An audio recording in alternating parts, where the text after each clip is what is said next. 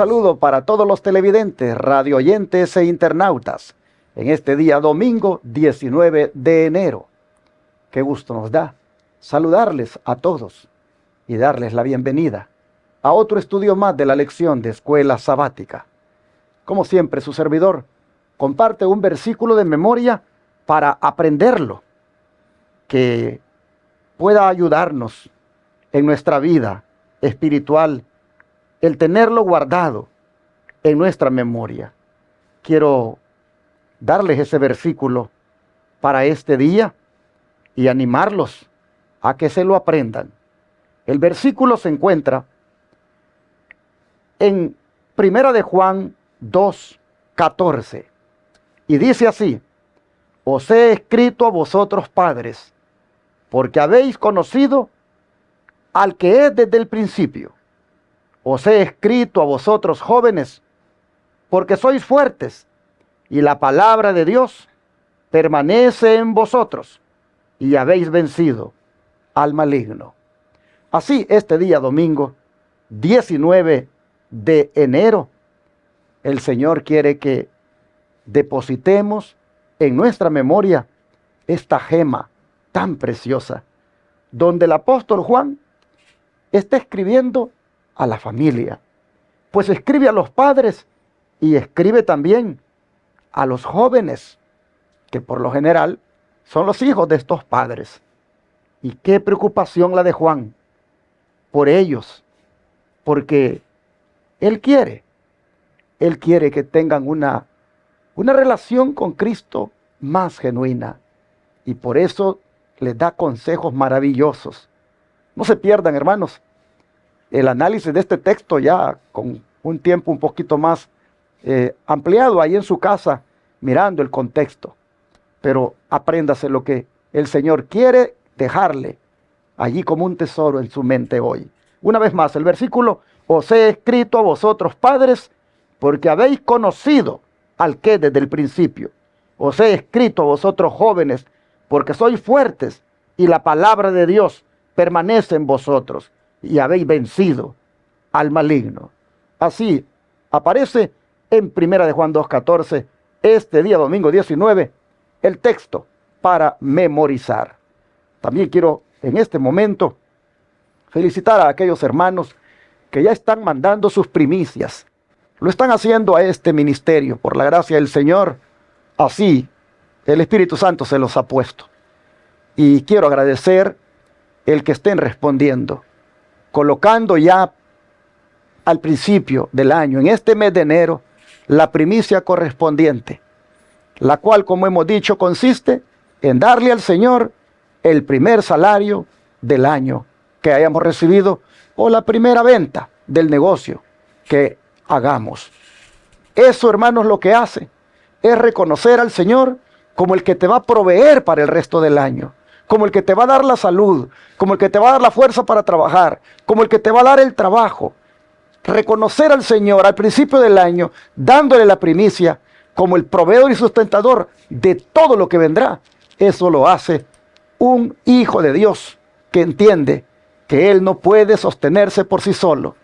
Necesita que Dios lo sostenga. Por eso quiero felicitar a los hermanos que ya están haciendo esto. Y quiero animarle a usted que ha estado escuchando de este plan y que todavía está dudando. Ejerza fe. Abandónese completamente en las manos de Dios. Crea que el Señor es el sustentador y que le va a ir bien cuando usted lo reconozca como lo primero que debe ser, hermanos, entregado para Él en concepto de salario. Ojalá que este día más de alguien se anime a adoptar este plan de las primicias para Dios en este mes de enero. También les pongo en la pantalla las maneras de cómo ustedes pueden aportar diezmos, ofrendas y donaciones acá. Tomen nota de cualquiera de las formas, pero el número de teléfono 214-881-4029 y el WhatsApp más 1-214-881-4029 están disponibles para que su servidor les pueda contestar y darles detalles de las formas en cómo ustedes pueden mandar esos recursos. Miren, son varias las que están ahí en la pantalla, tomen nota. Ahí está la cuenta del Banco de América, pero desde el extranjero ustedes pueden también enviar. Por eso está el número de WhatsApp, para que puedan comunicarse con este servidor. Gracias a los que este día se dejen tocar por el Señor y puedan aportar esos diezmos, ofrendas y donaciones especiales. ¿Para qué ocupamos este recurso? Para predicar 24/7 por 4 canales de televisión y radio que cuestan $54,000 al mes, como también para atender a los enfermos gratuitamente, que por 15 días vienen aquí al Centro de Estilo de Vida Los Tres Ángeles en Shepherd, Texas, y aún más para poder avanzar en la construcción de la escuela tipo Madison, donde hemos de preparar misioneros que tengan la vocación de servicio para Dios. Para todo esto es que los recursos que les pedimos son ocupados, pero los diezmos exclusivamente para la predicación del Evangelio en los 4 canales de televisión y radio que en 4 grandes ciudades de los Estados Unidos, las 24 horas al día, los 7 días de la semana, están proclamando el mensaje de los 3 ángeles. Gracias a los que este día, repito, se unan a nosotros en la propagación de la verdad presente. Este día me acompaña el pastor Víctor Argueta para poder desarrollar el estudio de la lección. Pastor, bienvenido. Gracias, pastor. Quisiéramos en este momento saludar al pueblo de Dios donde quiera que se encuentre. Para nosotros es un gran privilegio poder llevar adelante la lección de escuela sabática, y yo sé que también para usted va a ser de un alimento espiritual. Así es que no sabemos a qué hora usted nos sintonice. Puede ser que en la mañana o mediodía en la noche, pero independientemente de la hora en que usted nos vea o nos oiga, le decimos a usted bienvenido a el programa de la escuela sabática. Yo sé que va a ser de bendición y por lo tanto pedimos al Señor que nos ayude para poder discernir lo que vamos a tratar esta mañana. Pero antes de eso quiero invitar al pueblo de Dios para que vengamos de rodillas, oremos y pidamos al Señor la dirección para el estudio de esta mañana. Si usted donde quiera que esté le es posible arrodillarse, le invito a que se arrodille para que pidamos al Señor la dirección. Padre nuestro, muchas gracias te damos esta mañana por este grande privilegio que nos das de llamarte nosotros los mortales, Padre. Gracias por habernos cuidado y ahora nos das el privilegio de poder llegar al mundo entero a través de la lección de escuela sabática. Esta es la escuela más grande del mundo, la escuela sabática. Señor, gracias porque por estos medios nos permite llegar a miles de hogares que nosotros físicamente no lo podemos hacer, pero a través de estos medios sí podemos llegar. Así es que esperamos que la meditación de esta mañana de la escuela sabática sea de bendición. Hay muchas almas que están sufriendo. Ahora este alimento llegaría a tiempo. Así es que por lo tanto, Señor, pedimos que tu Santo Espíritu, tanto a nosotros como también a los oyentes, nos ayudes para poder discernir tu palabra esta mañana. Pues lo pedimos en el nombre de Jesús. Amén. Esta semana, el Evangelio según Juan nos va a presentar la experiencia que tuvo Jesús en la visita que hizo al templo judío. Bajo el título Jesús en el templo, nosotros vamos a mirar una serie de lecciones que se extraen de esa experiencia. Les invito para que se propongan aplicar todas esas lecciones a su vida, de manera que salgan edificados de el estudio de esta lección. Con otros textos bíblicos, por supuesto, se va a reforzar el tópico que se quiere tratar esta semana. Jesús en el templo. Empezando con un versículo de memoria que nada tiene que ver con el Evangelio de Juan. De todas maneras, el autor quiere que nosotros miremos el tema de fondo que hay en la visita de Jesús en el templo. ¿Qué nos dice dicho versículo de memoria, Pastor Argueta? Bueno, aquí en Habacuc 2:20 nos dice un texto tan hermoso en el cual nosotros debíamos de repetir cada sábado en la iglesia, cada sábado, y nos dice así: mas Jehová está en su santo templo, calle delante de él toda la tierra. Imagínese usted qué gran mensaje nos da aquí en Habacuc. Quiere decir que mientras nosotros estemos en el templo, la estadía en la casa de adoración debe de ser reverente, porque dice, más Jehová está en su santo templo, calle de él toda la tierra.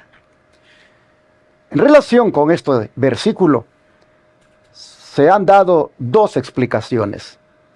La primera tiene que ver con lo que el profeta quiso decir a su audiencia. ¿Qué es lo que Habacuc le quiso decir a aquellos para quienes habló o incluso escribió? Es interesante que lo que él quiso decir nada tiene que ver con la reverencia. Lo que él quiso decir es que Jehová Dios es superior a los ídolos de Babilonia, porque mientras estos están cubiertos de oro y no son vivos, sino que son allí inertes, puros ídolos, mientras ellos son eso, Jehová en cambio está en su santo templo y por lo tanto calle delante de él toda la tierra. Lo que Habacuc está aquí mostrando es la superioridad de Dios versus la inferioridad de los ídolos de Babilonia.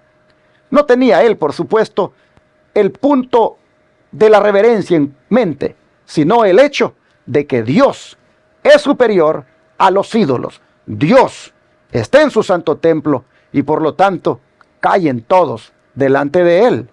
Sin embargo, el otro significado, el cual es para el tiempo de hoy, el cual es para el mundo moderno, digámoslo así, de hoy, es que el principio de la reverencia está implicado aquí. Y es por eso que se utiliza en esa dimensión, en esa connotación. Pero cabe que nosotros tengamos que hacer las dos explicaciones, presentar los dos significados, para que cualquier exégeta que por ahí quiera tildarnos de que estamos sacando el texto de contexto, sepa de que en la aplicación para este tiempo, el principio de la reverencia también es válido tomarlo en cuenta, porque efectivamente Jehová está en su santo templo. Y cuando hablamos de que Jehová está en su santo templo, estamos hablando, hermanos, número 1, del templo celestial, número 2, del templo terrenal, y número 3, del templo corporal. Oh, mis hermanos, Jehová está en su santo templo. Sí, en el cielo. Pero también cuando su pueblo se congrega en un lugar llamado templo aquí en la tierra, pero todavía aún más en el cuerpo de cada ser humano que Dios lo diseñó para que fuera un templo. Entonces, Jehová está en su santo templo en cualquiera de las tres dimensiones. Y ante eso, ¿qué nos toca hacer? Respetar esa presencia de Él. Hermanos, Dios está presente en nuestra vida. Debemos respetar su presencia, por lo tanto, en todo lo que hacemos y tener fe de que Él tiene un plan para nuestra vida. Usted tiene que estar consciente que Dios está en su templo. Hermano, hermana, su cuerpo es un templo. ¿No se acuerda usted cuando Jesús dijo, destruid este templo y en 3 días lo derribaré? Él ahí estaba hablando del templo de su cuerpo. Él consideraba su cuerpo un templo. Y luego Pablo dice que si no sabemos que somos templo de Dios, y está hablando ahí de nuestro cuerpo. De manera que hay que respetar la presencia de Dios donde Él esté. En el templo celestial, en un templo terrenal y aún en nuestro cuerpo. Y ese respeto, hermanos, tiene que ver con la reverencia. Y cuando Jesús fue al templo terrenal del pueblo judío, cuando Jesús fue a visitar ese templo terrenal, oh, qué sorpresa se llevó. Por eso el don de profecía, pastor, en la siguiente cita que está ahí, tan cortita, de testimonios por la iglesia, ¿qué nos aconseja en cuanto a los templos terrenales hoy en día? Y dice, la dependencia de la iglesia debe ser investida con sagrada reverencia. Por eso es que hoy en día cuando nosotros vamos a la iglesia, al templo, a la casa de adoración, debemos de ir con esa reverencia ante el Señor, porque Habacuc nos dice que Jehová está en su santo templo. Entonces dice que la estadía o el tiempo que estemos allí debe de ser investido, dice, con toda reverencia. Si tal vez por alguna razón tenemos que salir a hacer alguna diligencia, debemos hacerlo con reverencia, vea, no hacer mucho ruido. Pero a veces nosotros nos descuidamos y a veces no ponemos ni el teléfono en vibrador, o estamos platicando con el hermano, la hermana, y aquí nos está diciendo, la dependencia de la iglesia debe ser investida, dice, con sagrada reverencia. Mientras estamos en la iglesia, nosotros debemos de recordar siempre, Habacuc 2:20, que vamos allí solamente a la adoración a nuestro Dios. Pero interesante, habla de las dependencias de la iglesia. Y ya aquí, hermanos, da para ampliar bastante el significado. Porque, ¿cuáles son las dependencias de la iglesia? Todo aquello que depende de ella. Y cuando usted va entonces a mirar qué cosas dependen de la iglesia, usted va a encontrar un sinfín de cosas. Mire que en la iglesia nosotros encontramos, y cuando vamos a hablar aquí de la iglesia, vamos a hablar del templo, ¿verdad? Le decimos iglesia al templo, aunque iglesia somos nosotros, pero partamos de que nos estamos refiriendo a la estructura o al templo. Llama la atención que un templo tiene un lugar que se llama atrio, tiene un lugar que se llama lugar santo y tiene otro lugar que se llama lugar santísimo. Si lo queremos ver ahora sí, tomando en cuenta cómo era el diseño del templo que el Señor ordenó que Moisés construyera en el desierto. Definitivamente, hermanos, que hoy los templos donde nosotros adoramos a Dios, tiene también eso donde está allá afuera el atrio, donde los hermanos están llegando, está donde la congregación se sienta y está allá adelante el púlpito, desde donde sale la palabra. Esas son dependencias, pero ¿qué de los cuartos? ¿Qué de los salones? ¿Qué, hermanos, de todo lo que depende de ese templo? Mire, una vez vino un paciente aquí a Shepherd y aquí son 10 acres de terreno donde está ubicado el centro de estilo de vida. Y por alguna razón el paciente trajo cigarros. Y él pensó de que mientras lo estaban tratando, podía de vez en cuando fumarse un cigarro. Y alguien le miró que estaba fumando aquí en la propiedad, retiradito del edificio bajo uno de los pinos. Y me dijeron, pastor, la paciente está fumando. Y fui, hablé con esa persona y le dije, usted no puede fumar aquí. Por varias razones. Primero, porque esta es una propiedad sagrada. Esta es una dependencia de la iglesia, advenimiento. Es una dependencia de la iglesia de Dios. Usted puede estar separada del edificio donde adoramos, donde tenemos los servicios. Pero esto también es sagrado, el terreno, porque es una dependencia. Y usted no puede estar contaminando este lugar fumando.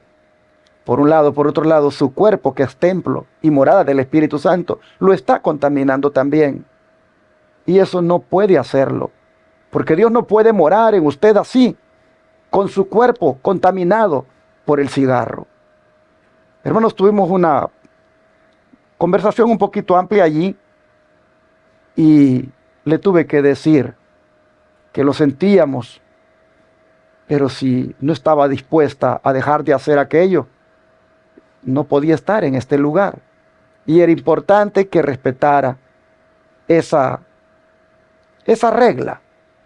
Hermanos, las dependencias de la iglesia son muchas y nosotros debemos de estar claros y conscientes que todo lo que dependa de la iglesia, todo lo que dependa del templo, vehículos, equipos, instalaciones, salones, y ya no digamos el lugar donde se congrega su pueblo, todo, hermano, todo lo que dependa de la iglesia, dice aquí, debe ser investidas con sagrada reverencia, todo debe ser tratado con respeto, porque todo eso pertenece a Dios, todo eso.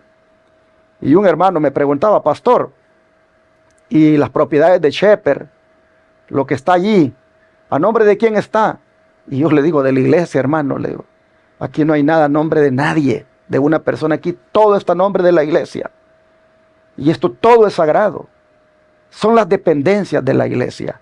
Así que cuando usted vaya al templo, tenga cuidado de que donde quiera esté parado en aquella propiedad, son las dependencias de la iglesia, y usted ande allí con un respeto, porque está pisando un terreno, un lugar donde el nombre de Dios está presente.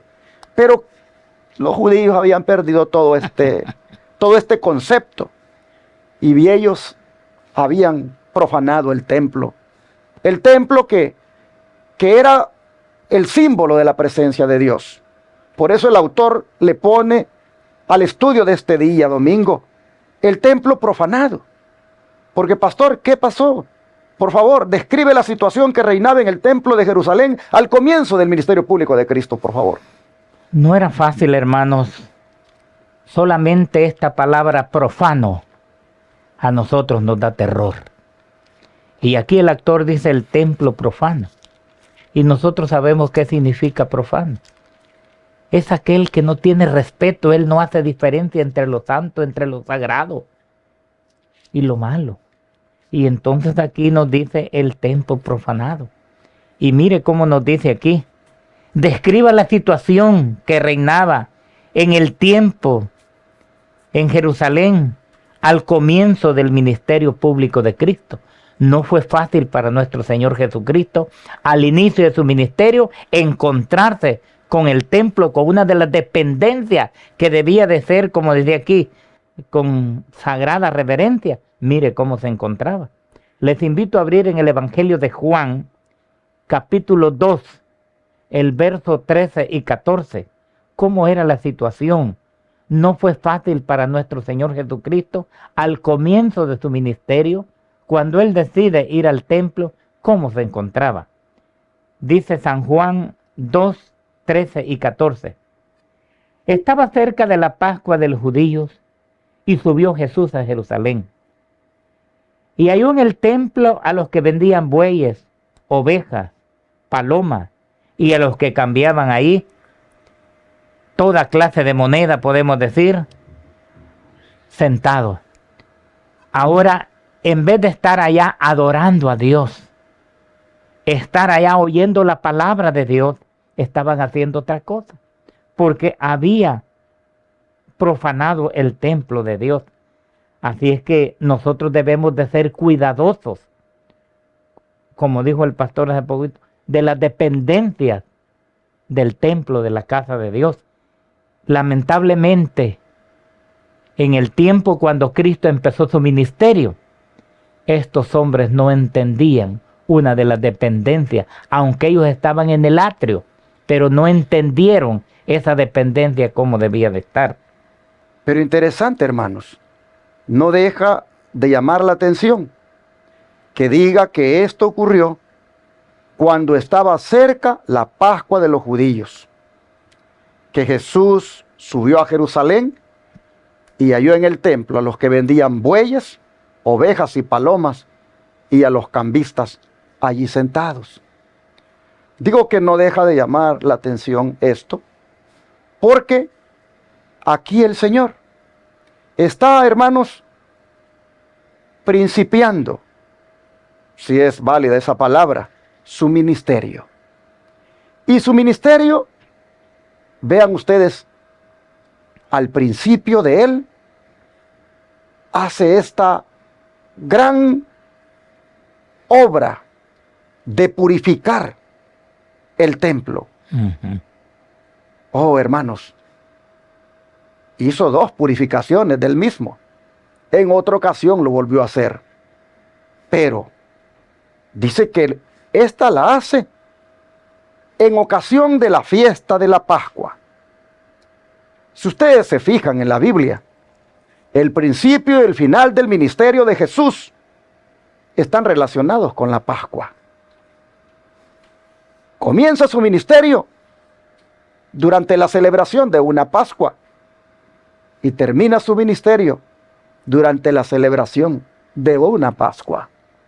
Oh, hermanos, pero en esta ocasión, dice el relato, que encontró que allí habían vendedores. Personas que vendían bueyes, ovejas y palomas. Y encontró también a los cambistas allí sentados. Ahora imagínense el cuadro. Es la Pascua. ¿Cuánta gente ha llegado? Han llegado los de la diáspora, de diferentes lugares. Han venido para celebrar la fiesta. Ellos no pueden traer los animales que van a ofrecer en sacrificio. Lo que traen es el dinero en su moneda local con la cual ellos allá hacen sus transacciones en los países donde viven. De manera que cuando llegan allí hay que cambiar dinero.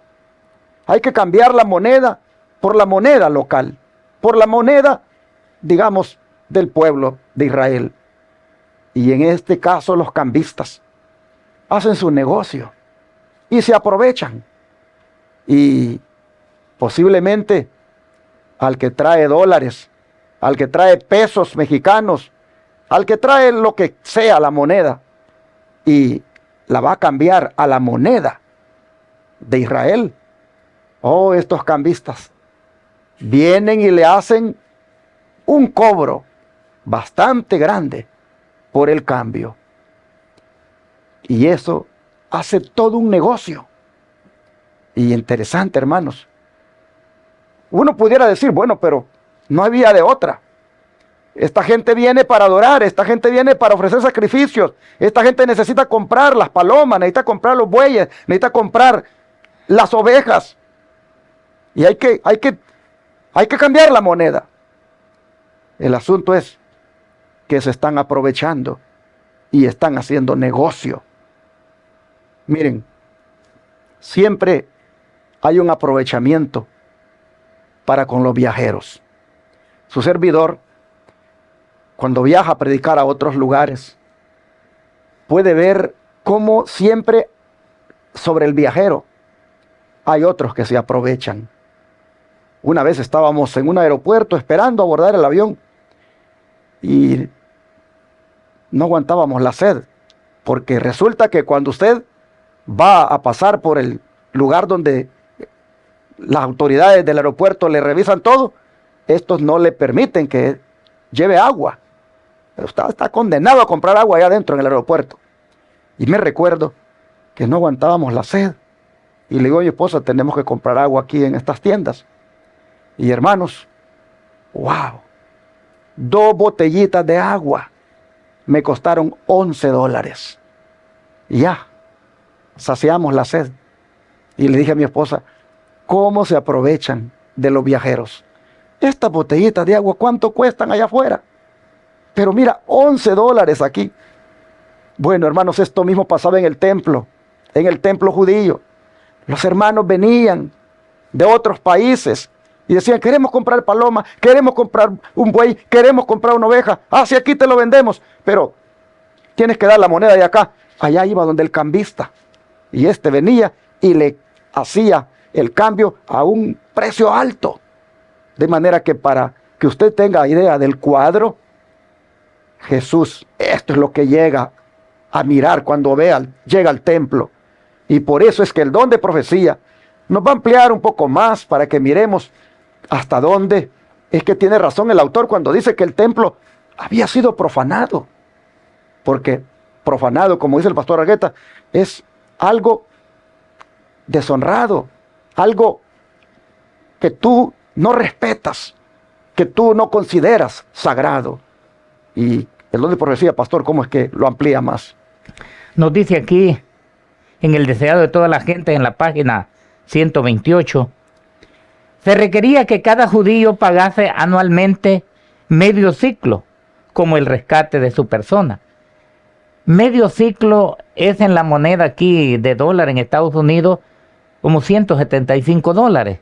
Estaba viendo yo ahí que aproximadamente un ciclo son $355.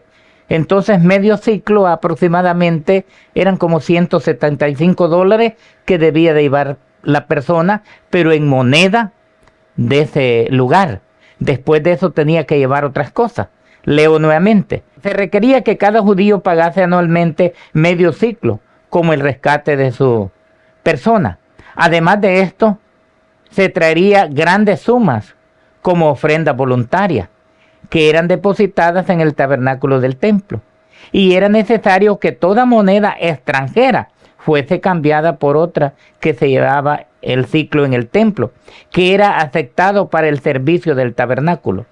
El cambio de dinero daba oportunidad al fraude, a la extorsión, y se había transformado en un vergonzoso tráfico que era fuente de renta para los sacerdotes.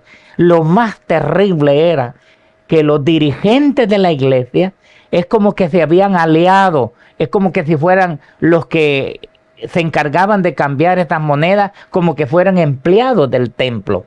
Entonces dice que era un negocio redondo para los sacerdotes, porque a través de estas personas que hacían estos cambios, cierta parte era para ellos y cierta parte era para los sacerdotes. Entonces era un negocio. Entonces ya se había perdido de visión, para lo cual la gente se reunía. Ellos ya no estaban reuniéndose para la Pascua ni para nada de eso. Ellos se reunían solamente para cambiar la moneda. Entonces dice que los negociantes vendían precios exorbitantes por los animales que vendían y compartían sus ganancias con los sacerdotes y gobernantes, quienes se enriquecían así a expensas del pueblo. Imagínese usted, si un corderito, digamos, por decirlo así, valía $2, ellos ya no pedían $2, ellos pedían $20 o $30, y el viajero tenía que comprarlo porque él venía con esa fe, porque él venía a la adoración. Entonces dice aquí que esos negociantes ponían los precios al triple de lo que costaba. Y la gente, como venía de lejos, no podía traer eso. Pero eso era porque se había combinado con los sacerdotes, con los dirigentes del negocio. Y decía, bueno, súbele el precio y nos vamos ahí. Entonces dice que se habían enriquecido, pero a expensas del pueblo. Qué lamentable era eso. Entonces, ahora nosotros podemos ver aquí que el templo sí se había profanado, porque ellos debían de venir a la adoración, pero ellos ya no venían a eso, sino que ellos veían solamente el negocio. Y dice que era un negocio redondo, pero para los dirigentes del templo, para los sacerdotes, para ese era un negocio, a través de los cambistas. Qué tremendo era. Así es como el templo, dice, se había profanado. Pero, ¿cómo afectaba esto a los servicios del templo según Ezequiel 22:26, pastor?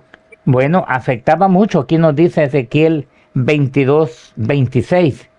Sus sacerdotes violaron mis leyes y contaminaron mi santuario. Entre lo santo y lo profano no hicieron diferencia, ni distinguieron entre lo inmundo y lo limpio. Y mis días de reposo apartaron sus ojos, y yo he sido profanado en medio de ellos. Eso afectaba, porque ellos ya no distinguían entre quién era Jehová y quién no era Jehová. Entre lo bueno y lo malo no había distinción. Y ya cuando se llega a ese grado, entonces sí afecta, porque ya no hay discernimiento. Eso sí afecta, hermano, cuando nosotros vamos al templo y no distinguimos entre lo profano y lo santo. Ahí estamos en un grave problema. Así es, hermanos. Afectaba esto a los servicios del templo por el hecho de que era contaminado dicho templo. Y Lo triste es que los sacerdotes habían realizado eso. Los que deberían de haber cuidado mucho el que se respetara ese lugar eran los que lo habían profanado. Por eso es que aparece aquí como que afectaron los servicios del santuario, porque esos eran los hombres los que ministraban dichos servicios. Esos eran los hombres los que eran prácticamente los intermediarios entre Dios y el pueblo. El pueblo venía a poner su fe en Dios, pero a través de estos sacerdotes, ellos venían y realizaban los sacrificios, ellos venían y hacían aquella adoración, los sacerdotes les ministraban, pero estos corruptamente habían hecho de todos los servicios del santuario una corrupción y habían incluso obtenido ganancias por ello, afectando de esta manera los servicios del templo. El don de profecía, para cerrar, todavía va a decirnos hasta dónde había llegado este desorden y falta de respeto. Pastor, si lo lees, por favor. En ocasión de la Pascua se ofrecía gran número de sacrificios y las ventas realizadas en el templo eran muy cuantiosas. La confusión consiguiente daba la impresión de una ruidosa feria de ganado, más bien que del sagrado templo de Dios. Podía oírse voces agudas del ruido de las vacas, los balidos de las ovejas, de las palomas, mezclado con el ruido de las monedas, y la discusión o la disputa en pleitos con ellos. La confusión era tanta que perturbaba los adoradores, y ahora los dirigentes, los que estaban administrando su pueblo, no se podía oír lo que ellos estaban hablando por el murmullo que había afuera. ¿Cómo afectaba esto? Mientras estos estaban peleando porque este no es el precio que te voy a dar, mientras estaba ya el sacerdote administrando la palabra de Dios, eso no se oía, porque en lo que más se oía era el balido de las vacas, de las ovejas, y cuanto aquellos se peleaban porque querían más dinero. Entonces esto era lo que afectaba los servicios del templo. Se oía más el murmullo de los animales, el balido de todas las cosas. Por eso en las lecciones más adelante vamos a ver lo que nuestro Señor Jesús hizo para poder limpiar el templo. Y ahora sí tiene sentido lo que dice Habacuc 2:20, porque dice que aquí la confusión era tanta que perturbaba a los adoradores, y la palabra de los dirigentes o del pastor, podemos decir, quedaba ahogada por el murmullo de los balidos de los animales.